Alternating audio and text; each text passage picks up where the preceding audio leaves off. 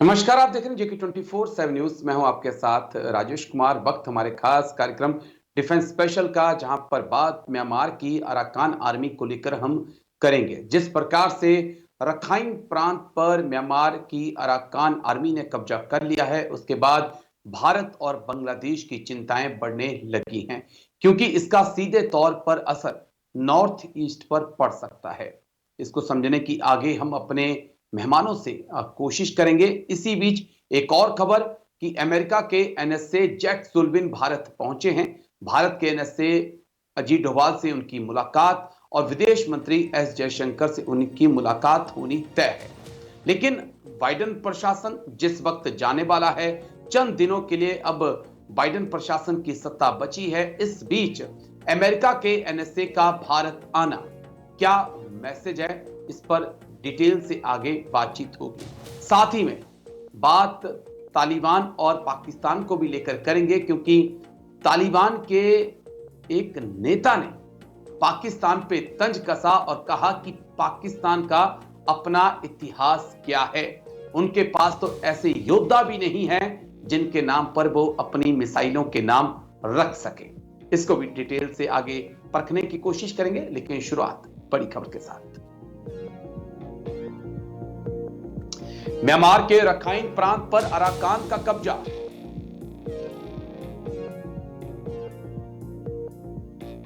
बना सकती है अपना अलग देश। अराकान आर्मी को मिल रहा है चीनी समर्थन। बड़ी खबर आपको बता रहे हैं इस वक्त की म्यांमार के रखाइन प्रांत पर अराकान का कब्जा। भारत बांग्लादेश के साथ रखाइन प्रांत का बॉर्डर। अराकान आर्मी बना सकती है अपना अलग देश। अराकान आर्मी को मिल रहा है चीनी समर्थन। बड़ी खबर इस वक्त की, म्यांमार के रखाइन प्रांत पर अराकान आर्मी का कब्जा। भारत बांग्लादेश के साथ रखाइन प्रांत का बॉर्डर। अराकान आर्मी बना सकती है अपना अलग देश। अराकान आर्मी को मिल रहा है चीनी समर्थन।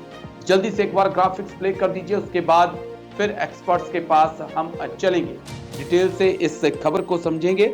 लेकिन पहले ग्राफिक्स। अराकान की चुनौती, रखाइन प्रांत पर किया कब्जा। 18 शहरों में से 15 पर कब्जा अराकान आर्मी कर चुकी है। भारत बांग्लादेश के साथ रखाइन जो प्रांत है वो लगता है। जुटा सेना छोड़ रही है मैदान। नॉर्थ ईस्ट पर होगा इसका सीधा असर। कुकी को खुलकर मदद अब मिलेगी। भारत, म्यांमार और थाईलैंड के लिए जो भारत का एक मार्ग जा रहा था, जो सड़क का निर्माण हो रहा था, हाईवे का निर्माण हो रहा था, उसमें बाधा पैदा हो सकती है। लाओस तक जाने का भारत का प्लान था, लेकिन अराकान आर्मी के आने के बाद क्या ये पूरा हो पाएगा, ये एक्सपर्ट आगे समझेंगे। लेकिन नेक्स्ट ग्राफिक्स। अराकान आर्मी के पीछे कौन? 3 ब्रदरहुड्स अलायंस इसे कहते हैं, जिसमें दातान नेशनल लिबरेशन आर्मी शामिल है, नेशनल डेमोक्रेटिक अलायंस आर्मी भी शामिल है, और एक तीसरी आर्मी जो है वो अराकान है। ये 3 ब्रदरहुड हैं और चीन से इन्हें हथियार और मदद मिल रही है। और जुंटा सरकार के खिलाफ एक जबरदस्त जीत लगातार अराकान आर्मी को मिल रही है, जिसके बाद भारत और बांग्लादेश इस वक्त काफी अलर्ट पे हैं। हमारे साथ 2 खास मेहमान चर्चा में जुड़ चुके हैं। जाने माने defence expert colonel Dinesh Sharma हमारे साथ जुड़ चुके हैं। बहुत बहुत शुक्रिया सर। जय हिंद। सबसे पहले थैंक यू समय देने के लिए। Jai Hind. Thank you sir. Karodi Singh ji विदेश मामलों के जानकार भी हमें ज्वाइन कर चुके हैं। बहुत बहुत शुक्रिया करोड़ी सिंह जी। जय Hind. Thank you sir. Jai Hind. Thank you sir. Colonel Dinesh Sharma sir, आपके साथ चर्चा की शुरुआत करना चाहूंगा। अराकान आर्मी का रखाइन प्रांत पर कब्जा और जुंटा सेना के धीरे धीरे हथियार छोड़ना, भारत के साथ सीमा का मिलना, बांग्लादेश में हाई अलर्ट पर सेना को रखना, क्या हम एक नया देश देख सकते हैं, या फिर भारत और बांग्लादेश के लिए आने वाले वक्त में चुनौतियां बढ़ सकती हैं? सर। राजेश जी, सबसे पहले सिर्फ 2-3 साल हम पीछे जाते हैं, ये ज्यादा जो है म्यांमार कि ये जो ब्रदरहुड जो है ज्यादा एक्शन में आए हैं।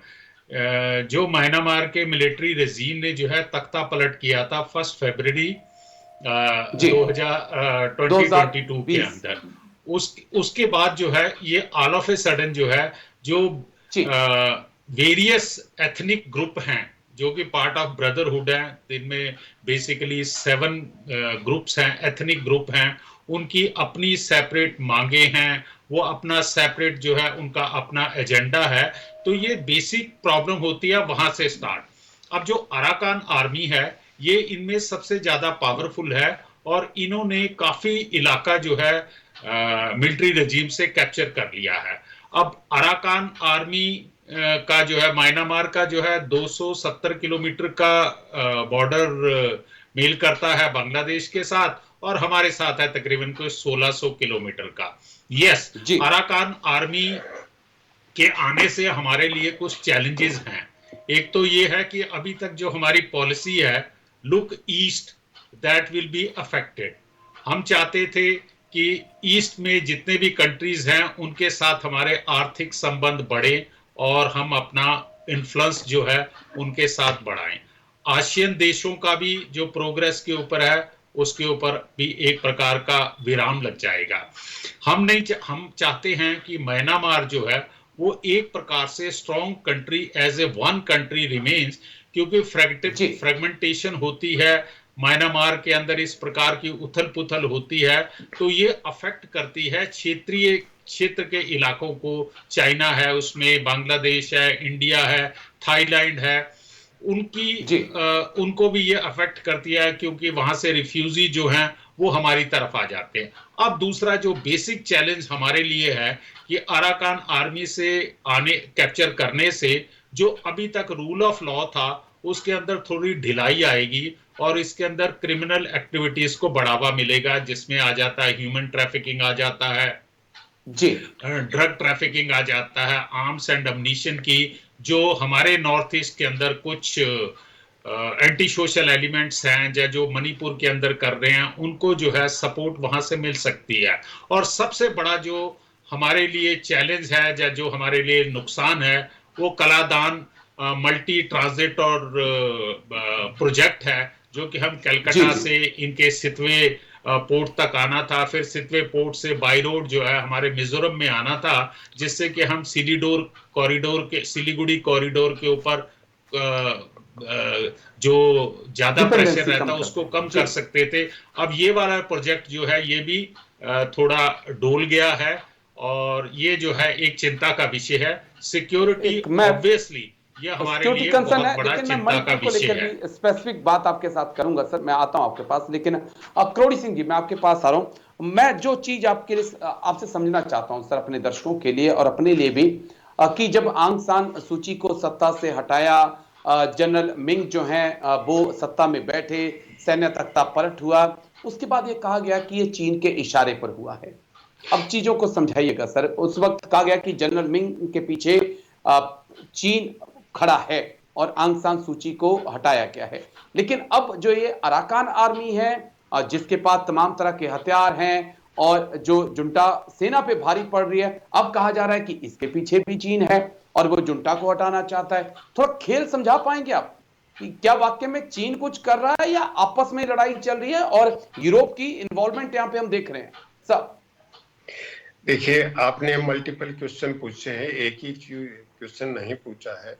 देखिए, महाशक्तियों की रुचि होती है या हित होते हैं, जी वहां स्थिति क्लियर नहीं है। कभी वो कौन से ग्रुप का सपोर्ट करते हैं, कभी कौन से ग्रुप का सपोर्ट करते हैं, और महाशक्तियां ये सोचती हैं कि एक विशिष्ट ग्रुप का थोड़े समय के लिए सपोर्ट करेंगे, फिर उसके अगेंस्ट में दूसरा ग्रुप तैयार करेंगे। तो सामान्यतः महाशक्तियों को हस्तक्षेप की या उनका हित पूरा करने की का अवसर तभी मिलता है कि वहां कोई अस्थायित्व की स्थिति बने। सामान्यतः जब प्रजातांत्रिक सरकार हो, एक समावेशी सरकार हो, तो उसमें वो राष्ट्रीय गरिमा की बात ज्यादा करेंगे और महाशक्तियों को अवसर कम मिलता है। इसलिए चीन ने निश्चित रूप से उस समय जूटा के साथ थे, और इवन प्रारंभ में अराकान आर्मी ने भी जूटा का विरोध नहीं किया, बाद में विरोध शुरू किया है। तो इस संदर्भ में हम मल्टीपल लेवल पे देखेंगे। एक तो आपने जो रूट की बात की थी कनेक्टिविटी की, भारत से म्यांमार, थाईलैंड, तो इस संदर्भ में हम देखते हैं कि भारत की सुरक्षा दो तरफ से भेद्य है। एक जिसको हम गोल्डन ट्रायंगल कहते हैं इंटरनेशनल लेवल पे, उसमें वो हम कनेक्टिविटी भी जोड़ना चाहते हैं। तो वो अंतर्राष्ट्रीय स्तर पर बहुत पहले से ट्रायंगल है जहां पे असुरक्षा का वातावरण तैयार होता है, नारकोटिक ट्रेड तैयार होता है और दूसरे अंडरवर्ल्ड वहां तैयार होता है, और उसी पे हम कनेक्टिविटी का रूट बना रहे हैं। तो क्या हमने सफिशिएंट इस तरह के मेजर लिए हैं जिसकी वजह से ये ज्यादा हिंदुस्तान की सिक्योरिटी की दृष्टि से वल्नरेबल न हो? नॉर्थ ईस्ट वाले की जिसकी हम बात करते हैं उसकी अभी क्रेसेंट की बात नहीं करेंगे। दूसरी तरफ समुद्री व्यापार की दृष्टि से हमारा नॉर्थ ईस्ट है वो लैंडलॉक्ड है, और उसके लिए भारत ने एक पोर्ट बांग्लादेश में है, मोंगला पोर्ट, उसके ऑपरेशनल राइट भारत ने ले लिए हैं। और म्यांमार में दो पोर्ट हैं, एक चाइना के कब्जे में है, चाइना काम कर रहा है, दूसरा सत्वे है जो भारत के लिए है। तो भारत ये चाहता है कि नॉर्थ ईस्ट से बे ऑफ बंगाल होते हुए एक रूट मिले, और उसमें बांग्लादेश की वर्तमान स्थिति है और म्यांमार की स्थिति है, दोनों ही किसी रूप में बाधक बन रहे हैं। एक तीसरा पक्ष है भारत, बांग्लादेश और जापान, एक इंडस्ट्रियल हब बनाने का प्रोजेक्ट है, और उसमें नॉर्थ ईस्ट को एक सप्लाई चेन के रूप में कनेक्ट करने का प्रस्ताव है। वो भी ऐसी स्थिति में खटाई में पड़ जाएगा। अब अराकान आर्मी है वो जूटा से लड़ रही है, या दूसरी तरफ बांग्लादेश की सुरक्षा भी उससे खतरे में है, क्योंकि रोहिंग्या जो बांग्लादेश में आ रहे हैं वो उसी अराकान के एरिया से आ रहे हैं, और जो कोक्स बाजार वाला एरिया है वहां जो रोहिंग्याओं की स्थिति है वो बहुत ही दयनीय स्थिति है। तो केवल भारत के लिए नहीं, ये बांग्लादेश की सुरक्षा का मामला है, भारत की सुरक्षा का मामला है, और चीन इसमें अपना अवसर ढूंढ रहा है, इसलिए चीन ऐसा हरकतें कर रहा होगा। तो इसमें कोई विरोधाभास नहीं है। पहले जूटा का चीन ने सपोर्ट किया, बाद में अराकान आर्मी का भी कर रहा है, और भारत का सतवीं जो पोर्ट है आपदा में अफसर इस वक्त चीन खोज रहा है। आपने बड़ी अहम बात कही है। माफी के साथ मैं बीच में आपको टोक रहा हूं, माफी के साथ बीच में आपको टोक रहा हूं, क्योंकि मुझे एक छोटे से ब्रेक के लिए जाना है। ब्रेक के उस पार लौटेंगे तो बात मणिपुर को लेकर करेंगे, चिन मिन और कुकी की बात करेंगे, क्योंकि अगर मणिपुर में म्यांमार में जिस प्रकार से तख्ता पलट होता दिख रहा है। आपका स्वागत है। बड़े अहम मुद्दे पे चर्चा हमारी लगातार जारी है, क्योंकि म्यांमार में लगातार अराकान आर्मी जो है वो भारी पड़ती जा रही है जुंटा सेना के ऊपर। इसी को समझने की हम कोशिश करें कि भारत के नॉर्थ ईस्ट पर क्या असर इसका पड़ सकता है। कर्नल दिनेश शर्मा सर, जिस प्रकार से हमने हाल ही में देखा कि मणिपुर में हालात लगातार बिगड़ रहे हैं, बीच में संभलते हैं, फिर कुछ बड़ी घटना हो जाती है, और इस चीज को नकारा नहीं जा सकता कि जो कुकी समुदाय है उनका चिन और मिन जातियों से सीधा ताल्लुकात हैं, उनके रिश्ते हैं। और ये जो अब अराकान आर्मी वहां पर आ रही है रखाइन प्रांत में, अगर वहां पर चीजें बिगड़ती हैं तो इसका कितना बड़ा असर मणिपुर पर, मेघालय पर, या मिजोरम पर, मेघालय छोड़िए मिजोरम पर पड़ने वाला है सर? राजेश जी, जैसा कि हम सब लोग जानते हैं कि हमारा 1600 किलोमीटर का बॉर्डर पड़ता है म्यांमार के साथ, जिसमें हमारे नॉर्थ ईस्ट की 4 स्टेट्स जो हैं वो उस बॉर्डर के उनके साथ मिलता है जुलता है। दूसरा जो है कि म्यांमार में ट्रेडिशनली जो है वो फ्री मूवमेंट था, क्योंकि जो हमारी कुकी और बाकी जनजातियां हैं उनके रिश्तेदार या उनके आपस के अंदर संबंध जो है वो म्यांमार के अंदर हैं, तो ये फ्री मूवमेंट होता रहता है। अब ये चिंता का विषय है, क्योंकि अराकान आर्मी का उस इलाके को कैप्चर कर लेना, तो इस समय वो इतने इफेक्टिव नहीं होंगे लॉ एंड ऑर्डर सिचुएशन को मेंटेन करने के लिए inside Arakan area, Rakhine state as well as on the border. तो ये जो है एक गोल्डन अपॉर्चुनिटी मिलेगी मणिपुर के अंदर जो एंटी सोशल एलिमेंट हैं, जहाँ जो इस प्रकार के दंगों को या इस समस्या को नहीं सॉल्व होना देना चाहते हैं, उनको एक्टिव सपोर्ट मिलेगी। लेकिन हमें ये भी नहीं भूलना चाहिए कि हमारी भारत सरकार जो है इन एक्टिविटीज के ऊपर नजर रखी हुई है और जरूरी बात है कि उस इलाके के ऊपर हमारी गश्त बढ़ा दी गई होगी और इस इलाके को पूरा सील कर दिया गया होगा। लेकिन अगर आप जियोग्राफिकली उस 1600 किलोमीटर को देखते हैं तो वहां पर जो है ना ट्रेन बहुत रगेड है, कहीं पर ऊंची चट्टाने हैं जिसको कि पूरी तरह से आप सर्वेलेंस में नहीं कर सकते हैं, और जो लोकल हैं, जो सन ऑफ द सॉइल हैं, उन्हें सब रास्तों को पता है कि वो किस प्रकार से सिक्योरिटी फोर्सेस को हुडविंग करके उस इलाके में जा सकते हैं।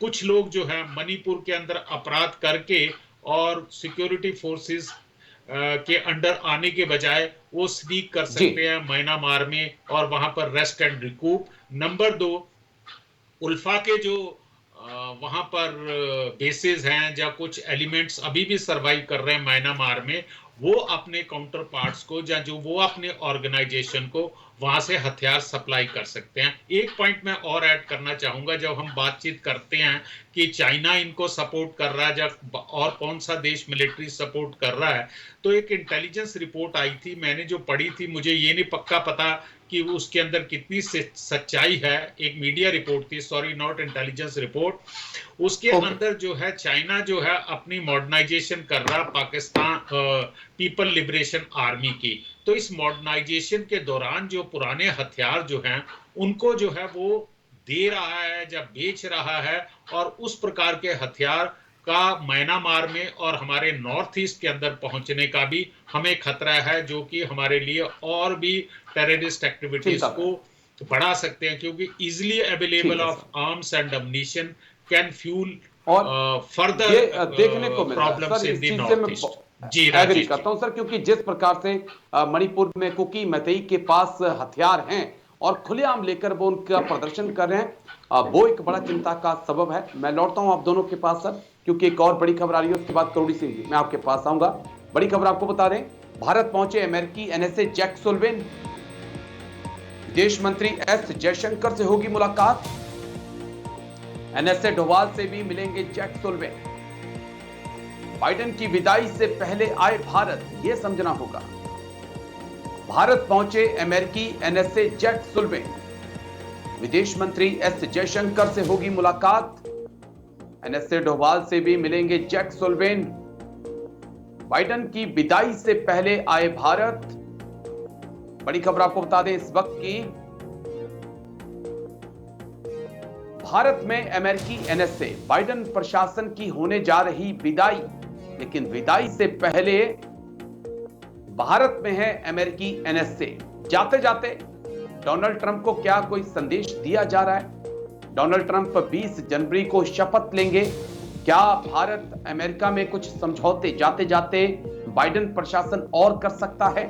भारत अमेरिका रिश्तों को आगे ले जाएंगे, लेकिन ले कैसे जाएंगे, क्योंकि अब तो डोनाल्ड ट्रंप सत्ता में आ रहे हैं और अमेरिका के एनएसए का इस वक्त भारत आना, यह समझना होगा। चलिए सीधा एक्सपर्ट्स के पास चलेंगे। करोड़ी सिंह जी विदेश मामलों के जानकार हमारे साथ लगातार बने हुए हैं। करोड़ी सिंह जी, जाते जाते अमेरिका के एनएसए भारत पहुंचे, समझना चाहूंगा सर, क्योंकि अब बाइडेन प्रशासन तो जा रहा है, ज्यादा से ज्यादा 15 दिन और इससे ज्यादा वक्त है नहीं, फिर अमेरिका के एनएसए जैक सुलिवान भारत में क्यों सर? क्या कुछ डील हो सकती है? क्या कोई बातचीत हो रही है? क्या कोई खिचड़ी पक रही है दोनों देशों के बीच? देखिए राजेश जी, ये कोई अचानक मीटिंग तय नहीं है, अचानक विजिट तय नहीं हुई है, ये पूर्व निर्धारित है और भारत अमेरिका के बीच initiative for critical and emerging technologies का इनिशिएटिव है। उस दृष्टि से ये बड़ा महत्वपूर्ण है। और अमेरिका में ट्रंप का आना या बाइडेन का जाना, वहां का जो प्रशासन है, पेंटागन है, जो ऑफिस है, वैसे ट्रंप बहुत बड़ी बड़ी घोषणाएं कर रहा है, लेकिन प्रेसिडेंट बनने के बाद में उन घोषणाओं को कहां तक लागू करेगा, वो अमेरिका का जिस तरह का प्रशासन है, जिस तरह की व्यवस्था है, उसमें बड़ा मुश्किल लगता है, क्योंकि प्रशासन में जिस तरह के इनपुट आते हैं अमेरिका की सुरक्षा की दृष्टि से, राष्ट्र हित की दृष्टि से, तो व्यक्तिगत नेतृत्व महत्वपूर्ण तो है, लेकिन अमेरिका जैसी व्यवस्था में संस्थाएं या व्यवस्था इतनी मजबूत है कि उसके अगेंस्ट में जाना, उनकी रिपोर्ट्स के अगेंस्ट में जाना मेरे ख्याल से राष्ट्रपति के लिए इतना संभव नहीं होगा। और फिर केवल राष्ट्रपति नहीं होता, बहुत से निर्णय होते हैं वो अमेरिका की सीनेट में अप्रूव के लिए जाते हैं।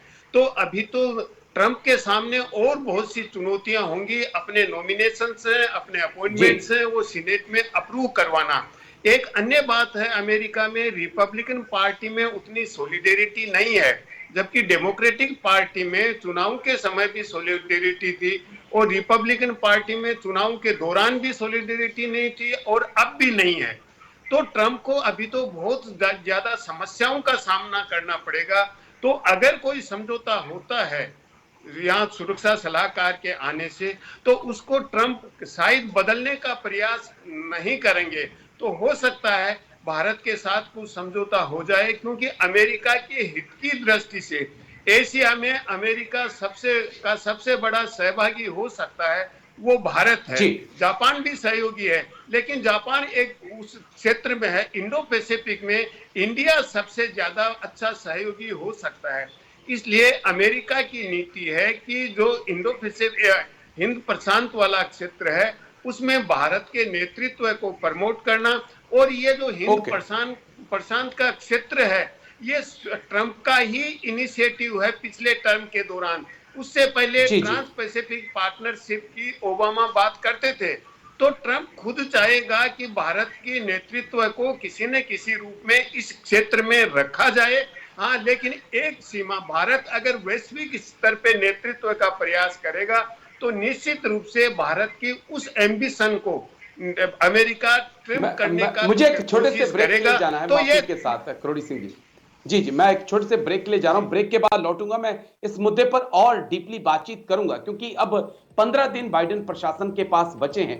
लेकिन जो सत्ता में रहते हुए बाइडेन प्रशासन ने निर्णय लिए, चाहे गुरपतवंत सिंह पन्नू का मामला हो, चाहे I-5 की बात हो, या फिर GE 404 इंजन की बात हो, इनको लटका के रखा। लेकिन जाते जाते NSA भारत पहुंच रहे हैं, समझना होगा। चाहे हमारी लगातार जारी है, क्योंकि अमेरिका के NSA जैक सुल्लिवान भारत के दौरे पर हैं और बाइडेन प्रशासन के ज्यादा से ज्यादा 15 दिन बचे हैं। हम कर्नल दिनेश शर्मा सर के पास चल रहे हैं। सर, जो मेरा सवाल है जिसका जवाब मुझे चाहिए होगा आपसे, अपने लिए, अपने दर्शकों के लिए, कि 5 साल भारत अमेरिका के रिश्ते बहुत अच्छे रहे, लेकिन जब हम एक अलग नजरिए से चीजों को देखें कि जिस प्रकार से गुरपतवंत सिंह पन्नू के मामले को उछाला गया और जिस प्रकार से I-5 के साथ पूरी जानकारियां साझा करके भारत के ऊपर दबाव बनाने की कोशिश की गई, और जिस प्रकार से 404 इंजन देने में बाइडेन प्रशासन ने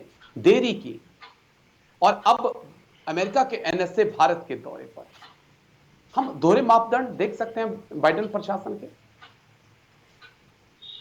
राजेश जी, मेरा ये मानना है कि बाइडेन प्रशासन के दौरान हमारे और अमेरिका के जो रिलेशनशिप है वो बहुत लो लेवल के ऊपर है।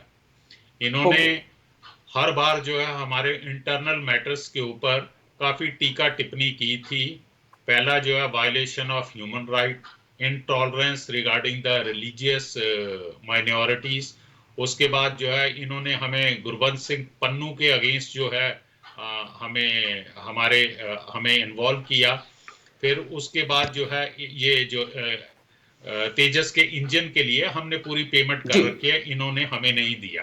तो बेसिकली अमेरिका जो है हमसे क्यों नाराज है और वो इनडायरेक्टली हमारे साथ किस प्रकार का उसके गुस्सा है। सबसे पहला तो आ जाता है कि हमने जो है अपनी तटस्थ की भूमिका जो निभाई है रशिया और यूक्रेन के वॉर के अंदर, हमने बिल्कुल हम अलग रहे हैं। हमने उनकी बात नहीं सुनी कि हम रशिया को कंडम करें।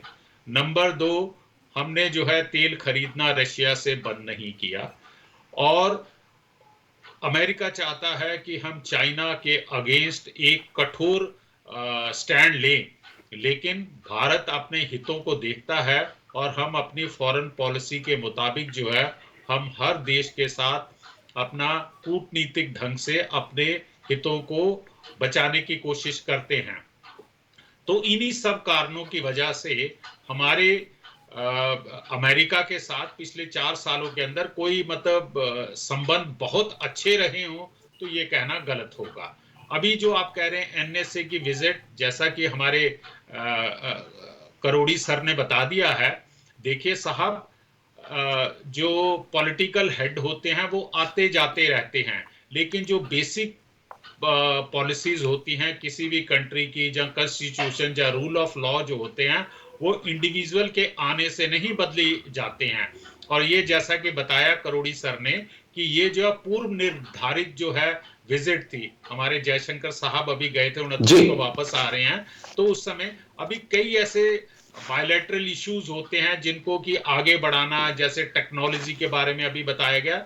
तो ये बेसिकली दोनों देश अपने हितों को मद्देनजर रखते हुए, बगैर परवाह किए कि 15 दिन के बाद जो है एडमिनिस्ट्रेशन बदली हो रहा है, लेकिन जो आपस के अंदर हमारे कूटनीतिक संबंध होते हैं, that is a ongoing process. तो इसके बारे में इसको बहुत मतलब उस ढंग से नहीं लेना चाहिए कि 15 दिन के लिए बात तो ये चेंज हो रहे हैं, आप क्यों आ रहे हैं। ठीक है सर, जी जी राजेश। मैं करोड़ी सिंह जी मैं आपके पास आ रहा हूँ। करोड़ी सिंह जी, आपका पॉइंट ऑफ व्यू क्या है सर? क्योंकि अब जो बाइडेन को जाना तय है, 15 दिन के पास ज्यादा से ज्यादा बचे हैं, आपका पॉइंट ऑफ व्यू क्या है पिछले अगर 5 साल के भारत और अमेरिका के संबंधों को देखें?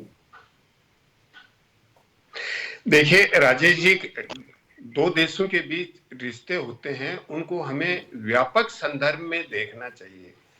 दो देशों के बीच में कुछ मुद्दे होते हैं, लेकिन उस दो मुद्दों को अलग करके व्यापक हित में, व्यापक राष्ट्रीय हित में संबंध बनाते हैं। चीन और भारत के बीच में बॉर्डर का बहुत बड़ा मुद्दा है, लेकिन फिर भी व्यापार बढ़ रहा है, इन्वेस्टमेंट चीन से इनवाइट कर रहे हैं। उसी तरह से भारत और अमेरिका के बीच में भी डिफरेंसेस हैं।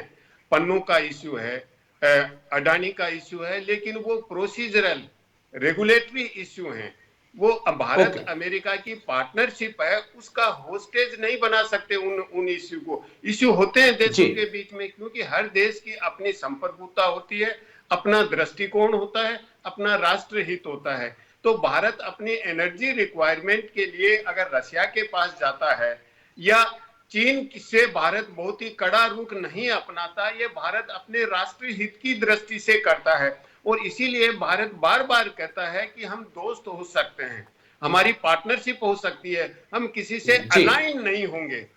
अलाइन तो हो सकते हैं, अलाइन नहीं होना चाहते। और भारत की विदेश नीति प्रारंभ से ही ये रही है कि हम किसी भी गुट में सम्मिलित नहीं होंगे। भारत के राष्ट्रीय हित की दृष्टि से और संपूर्ण मानवता की हित की दृष्टि से भारत अपनी विदेश नीति और कूटनीति का संचालन करेगा। भारत अगर रशिया से एनर्जी रिक्वायरमेंट करता है, तो यूरोपियन कंट्रीज भी जो अमेरिका के मित्र राष्ट्र माने जाते हैं, बहुत अच्छे मित्र, वो भी अपनी एनर्जी रिक्वायरमेंट रशिया से अभी भी पूरी कर रहे हैं। तो ऐसी स्थिति में अमेरिका के साथ पार्टनरशिप हमारी बिल्कुल खत्म हो जाएगी या रिश्ते बिगड़ जाएंगे, मुझे नहीं लगता। मुद्दे देशों के बीच में आते हैं, जहां संप्रभुता होती है, राष्ट्रीय हित के टकराव होते हैं, तो निश्चित रूप से मुद्दे आते हैं, लेकिन उनको सुलझाने का एक तरीका है। और इसीलिए मैंने कहा है कि जो मुद्दे हैं वो रेगुलेटरी और प्रोसीजरल हैं, ब्रॉडर राष्ट्रीय हित की दृष्टि से दोनों का हित का कन्वर्जेंस हो रहा है। अमेरिका और भारत के हित में एक सामंजस्य है, इसलिए दोनों की पार्टनरशिप चलती रहेगी। जी राजेश जी। ठीक, चलिए मैं लौटता हूं आप दोनों के पास, क्योंकि एक और बड़ी अहम खबर है मेरे पास जिसके ऊपर हम बातचीत करना चाहेंगे। बड़ी खबर आपको बता दें इस वक्त की पाकिस्तान से जुड़ी हुई ये बड़ी खबर है। तालिबान मंत्री की पाकिस्तान को दो टूक, गजनबी अब्दाली मिसाइल से कुछ नहीं होगा, तालिबान लड़ाकों को नहीं रोक पाएगी पाकिस्तान की आर्मी। शेर मोहम्मद अब्बास स्तानकज़ई का यह बड़ा बयान सामने आया है। तालिबान मंत्री की पाकिस्तान को दो टूक, गजनबी अब्दाली मिसाइलों से कुछ नहीं होगा। चलिए जल्दी से एक बार ग्राफिक्स प्ले कर दीजिए, क्योंकि वक्त लगातार कम होता जा रहा है। तालिबान की पाकिस्तान को धमकी, मोहम्मद अब्बास स्तानकज़ई का बयान, गजनबी अब्दाली मिसाइलें हो जाएंगी फेल, तालिबान लड़ाके परमाणु बम से कम नहीं, इन्हें रोक नहीं पाएगी पाकिस्तान की आर्मी। Next graphics. अफगान योद्धाओं के नाम पर पाकिस्तान की मिसाइलें। पाकिस्तान के पास अपने वीर योद्धा तक नहीं, अफगान लड़ाके परमाणु बम हैं। बड़ा इंटरेस्टिंग यहां पर सवाल खड़ा किया है। तो तंज सीधे तौर पर कसा है। हम कर्नल दिनेश शर्मा सर आपके पास आ रहा हूं। मैं जो चीज समझना चाहूंगा कि वाकई में पाकिस्तान के पास अगर इतिहास में पूछा जाए तो इतिहास के नाम पर कुछ नहीं है, और ये सच में है कि मिसाइलों के नाम, टैंकों के नाम, हथियारों के नाम भी उन्हें अफगानियों या ईरानियों के योद्धाओं के नाम पर रखने पड़ रहे हैं, क्योंकि उन्हें यह कहने में शर्म आती है कि हम हिंदुस्तान का हिस्सा थे। राजेश जी, ये एक प्रकार से ये आत्मग्लानि से भरा हुआ देश है। मैं आपको ये एक छोटा सा इसमें ऐड करना चाहता हूँ। ये जो अफगानिस्तान ने रिएक्शन दिया है, क्योंकि पाकिस्तान के एक मंत्री ने ये कहा था कि अफगानी जो है सारे के सारे लुटेरे हैं, तालिबान सरकार को बोला था लुटेरे हैं, और उसके काउंटर में ये जो है अफगानिस्तान से ये आया है कि जितने भी नाम आपने रखे हुए हैं, अब्दाली, गौरी, शाहीन, ये सब जो है अफगानियों के, हाँ, अफगान के जो थे। अब ये बात आ जाती है कि आज की तारीख के अंदर अफगानिस्तान जो है वो भारी पड़ रहा है पाकिस्तान के ऊपर, क्योंकि पाकिस्तान जो है कई चैलेंजेस को फेस कर रहा है। अभी पाकिस्तान मीडिया के मुताबिक अभी 3-4 दिन पहले थी कि उनका DGISI जो है वो गया है ताजिकिस्तान गया है, क्योंकि जो अफगानिस्तान के अंदर भी जो ISIS-K है उसके अंदर ताजिक के भी जो है लड़ाके हैं, और उनका लीडरशिप जो है वो अपने देश में बैठी हुई है। तो बेसिकली DGISI का एक प्रजातंत्र देश जो वर्ल्ड के अंदर होते हैं, तो कभी भी DGISI जो है इन मामलों के ऊपर किसी दूसरे देश में नहीं जाते हैं। पर खैर ये Pakistan is a exception. Pakistan army is the only army which has a country, so exception you can ignore this thing। तो ये बेसिकली वहां गए हैं, ताजिक के जो टेररिस्ट ऑर्गेनाइजेशन के लीडर हैं उनसे बातचीत करने के लिए कि वो जो है कुछ हमारी तरफ आ जाएं, जिस वजह से हम जो हैं हम पैसा देते हैं, हम सपोर्ट देते हैं, ताकि तालिबानों को एक काउंटर तैयार किया जाए। और दूसरा जो उनका मकसद वहां जाने का है, ये है वखान कॉरिडोर के थ्रू जो है वो अपनी एनर्जी की रिक्वायरमेंट्स को जो है उसके कॉरिडोर के थ्रू जो है पाकिस्तान लाना चाहते हैं। और ये भी खबरें आ रही हैं कि यहाँ से जो है इनको चाइना से भी क्लियरेंस मिल गया कि आप वखान कॉरिडोर को इस्तेमाल कर सकते हैं। लेकिन इन्होंने गलत लोगों से एक प्रकार का जो है पंगा ले लिया है तालिबान से, और इन लोगों को काफी सफर करना पड़ेगा। बिकॉज उन लोगों को अगर उनका आप इतिहास देखते हैं, उन्होंने रशिया अस्तवाइल USSR को भगा दिया, अमेरिका को उन्होंने 20 सालों तक जो है तंग करके रखा हुआ। वो पाकिस्तान आर्मी के ऊपर पाकिस्तान आर्मी उनको नहीं दबा सकती, मुश्किलें खड़ी कर सकता है। मेरे पास सिर्फ 1-1.5 मिनट बचा है, माफी चाहूंगा। मैं करोड़ी सिंह जी के पास चलना चाहूंगा। करोड़ी सिंह जी, ये जो तंज कसा है, शेरू नाम से जाना जाता है, स्थानीय कज़ई, और सबसे अच्छी बात जो मुझे पता है कि वो भारत में मिलिट्री की ट्रेनिंग ले चुके हैं 70 के दशक में। मैं समझना चाहूंगा, क्या वाकई में एक दुविधा में फंसा हुआ है पाकिस्तान का अवाम, लीडरशिप, कि वो जाए किस तरफ? हिंदुस्तान की तरफ नाम ले तो उन्हें लगता है कि कैसे हम लें, और अगर वो अरब देशों की तरफ जाते हैं तो वो उनको अपनाने के लिए तैयार नहीं है। देखिए राजेश जी, मैं दिनेश जी की 2 बातों को आगे बढ़ाऊं कि दिनेश जी ने कहा कि पाकिस्तान आत्मग्लानि में है। दूसरा, अफगानिस्तान के बारे में बताया कि बड़े बड़े देश USSR, अमेरिका टिक नहीं पाए, इसीलिए अफगानिस्तान को हम बड़े बड़े साम्राज्यों की कब्रगाह कहते हैं। और अफगानिस्तान एक राष्ट्र के रूप में रहा है, विभिन्न ट्राइब्स के समूह के रूप में, लेकिन पाकिस्तान कभी राष्ट्र नहीं बन पाया। कुछ राजनीतिक परिस्थितियां ऐसे बनी, इंडियन सबकॉन्टिनेंट का विभाजन हुआ, पाकिस्तान एक राज्य बन गया। वो निरंतर रूप से राष्ट्र बनने के लिए संघर्ष कर रहा है, और उसमें पाकिस्तान सफल नहीं हो रहा, असफल होता जा रहा है। तो पाकिस्तान और अफगानिस्तान की तुलना करें तो अफगानिस्तान एक राष्ट्र के रूप में पाकिस्तान से कहीं ज्यादा मजबूत है। और इसीलिए जो ओके। आपने बताई कि पाकिस्तान के सामने दुविधा वो किधर जाए, क्या करे, और इसलिए पाकिस्तान कभी तो ये कहता है कि हमारी 5000 साल पुरानी सभ्यता है, यहाँ सिंधु घाटी सभ्यता रही, वो रही, जो अपने जो टूरिज्म के एडवर्टीजमेंट है उनमें भी ये पाकिस्तान दिखाता है। दूसरी तरफ पाकिस्तान इस्लाम से जुड़ने की कोशिश करता है। तीसरी तरफ साउथ एशियन संस्कृति की बात करके, सार्क की बात करके, बांग्लादेश से मिलके फिर भी सार्क को रिवाइव करना चाहता है। तो पाकिस्तान में आज की स्थिति में सेंस ऑफ डायरेक्शन एक स्टेट के रूप में नहीं है। और आवाम क्या करे, आवाम भी बटा हुआ है। पाकिस्तान में कहते हैं कि 5 राष्ट्रीयताओं का सिद्धांत कहते हैं और उसमें पंजाबी डोमिनेशन है। तो पंजाबियों के अगेंस्ट में दूसरी राष्ट्रीयताएं हैं, जैसे बलूच नेशन है, वो बहुत पुराना है पाकिस्तान से कहीं। इसी तरह पख्तून है, लेकिन उनको भी, पठानों को भी डिवाइड कर रखा है अफगानिस्तान और पाकिस्तान के बीच में। इसलिए जो अंग्रेजों ने एक लाइन खींची थी डूरन लाइन के नाम से, उसको लेके भी झगड़ा है। पाकिस्तान मानने को तैयार नहीं, अफगानिस्तान भी मानने को तैयार नहीं।